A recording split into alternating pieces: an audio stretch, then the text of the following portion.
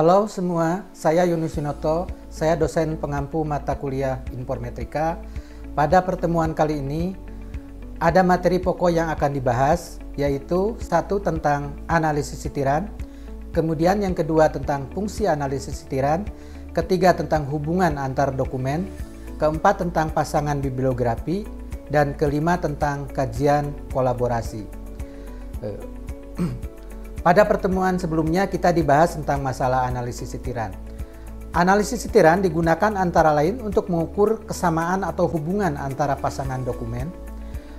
Metode bibliografi dapat dilakukan dengan cara penghitungan sitiran atau direct citation counting, pasangan bibliografi atau bibliographic coupling, kemudian analisis co-sitiran atau co-citation analysis. Kemudian, metode tersebut didasarkan pada hubungan antara dokumen yang disitir dengan dokumen yang menyitir. Fungsi analisis sitiran sebagai dokumen primer dan dokumen sekunder untuk mendukung opini dan pernyataan faktual baik dalam maupun di luar topik dokumen yang menyitir terhadap dokumen yang disitir dan untuk menyediakan informasi bibliografi. Fungsi analisis sitiran pertama untuk penempatan tahap studi, kemudian untuk memberikan komparasi sebagai acuan metodologi, untuk memberikan informasi latar belakang, dan memberikan argumentasi. Adapun mengenai hubungan antara dokumen yang menyitir dengan yang disitir, antara lain sebagai bentuk penjelasan, kedua memberikan informasi umum, sebagai bentuk hubungan historis, sebagai hubungan saudara kandung, sebagai hubungan operasional, sebagai hubungan kolaboratif, memberikan informasi yang spesifik, sebagai dokumentasi, kemudian hubungan secara metodologis dan hubungan korektif.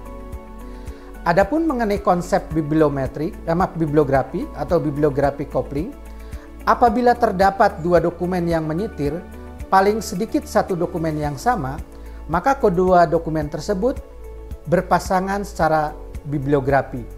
Banyaknya dokumen yang disitir secara bersama oleh pasangan dokumen tersebut dengan frekuensi pasangan atau kekuatan, itu yang disebut dengan istilah coupling strength atau kekuatan pasangan. Adapun mengenai kajian kolaborasi digunakan untuk mengetahui produktivitas penulis untuk menghitung tingkat kolaborasi berdasarkan asal organisasi dan kedudukan penulis. Kajian kolaborasi juga digunakan untuk membandingkan tingkat kolaborasi antara disiplin ilmu dalam suatu negara serta kondisi yang melatar belakangi penulis dalam melakukan kolaborasi.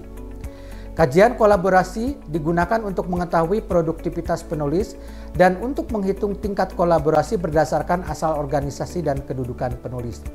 Kajian kolaborasi juga digunakan untuk membandingkan tingkat kolaborasi antar lembaga dan antar disiplin ilmu dalam suatu negara, serta kondisi yang melatar belakangi penulis dalam melakukan kolaborasi. Konsep kolaborasi tumbuh dari adanya anggapan bahwa di dalam membuat suatu karya penelitian tidak dapat dikerjakan seorang diri, namun membutuhkan penulis lain. Jika dilihat dari bentuk kolaborasi itu sendiri, dikenal ada beberapa bentuk kolaborasi yang selama ini dilakukan. Pertama, kolaborasi antara dosen dan mahasiswa, kolaborasi sesama rekan sejawat, kolaborasi antara peneliti dan asisten peneliti, kolaborasi peneliti dengan konsultan, kolaborasi antar lembaga, dan kolaborasi secara internasional. Kajian bibliometrika terhadap kolaborasi lebih banyak ditujukan pada co-penulis karena parameternya jelas, batasnya nampak dan mudah diukur. Demikian paparan mengenai kajian tentang literasi, tentang informetrika dan juga tentang bibliometri. Terima kasih.